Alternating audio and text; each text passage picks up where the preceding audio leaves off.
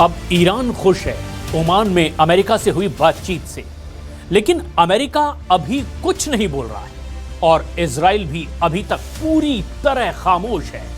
इस बीच अमेरिका ने अपने नागरिकों को ईरान छोड़ने के लिए कह दिया है। ओमान में मीटिंग के दौरान ही डोनाल्ड ट्रंप का यह सिग्नल बता रहा है कि अगले 24 घंटे में ईरान में कुछ भी हो सकता है और इसे ही सबसे बड़ी साजिश माना जा रहा है।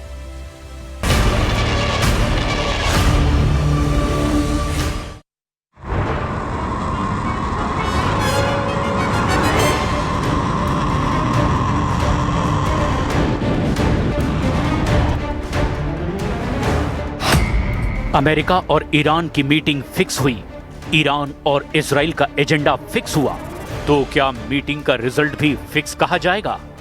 ईरान के परमाणु कार्यक्रम पर मीटिंग को लेकर दुनिया को परेशान करने वाली सबसे बड़ी खबर आखिर क्या है? क्योंकि दुनिया भर में इस वक्त ईरान की मिसाइल लॉन्चिंग ही पश्चिम एशिया और खासकर इजराइल के लिए सबसे बड़ा मैसेज है। खुर्रम शहर 4 लॉन्च करके ईरान ने बता दिया है कि वो अमेरिका से बात तो करेगा लेकिन मिसाइल भी फायर करेगा। यही वजह है कि इजराइल ने ओमान में हुई मीटिंग को पहले ही फेल बता दिया है।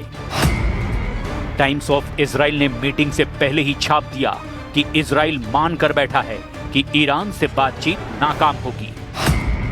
जेरूशलम पोस्ट ने रिपोर्ट छापकर पूछा कि जब ईरान सबसे कमजोर हालत में था तो अमेरिका उससे बात क्यों कर रहा है?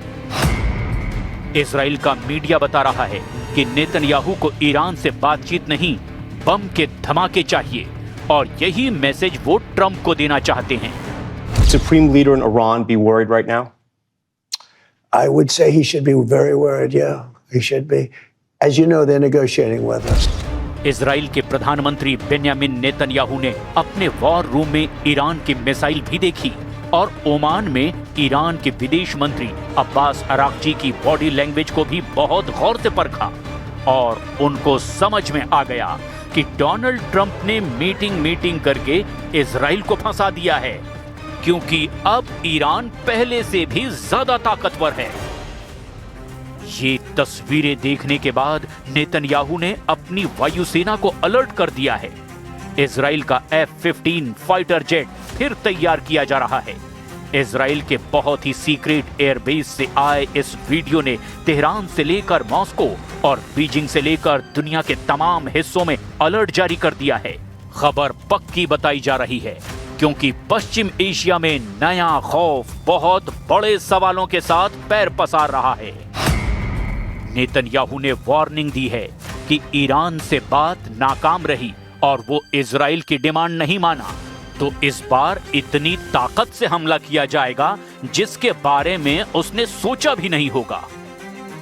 क्या इजराइल की एयरफोर्स अपनी सबसे बड़ी ताकत दिखाने जा रही है? क्या एक साथ उड़ेंगे सैकड़ों जेट जिसमें इजराइल के सबसे खतरनाक फाइटर होंगे? नेतन्याहू ने अपनी फायर पावर दिखानी शुरू कर दी है।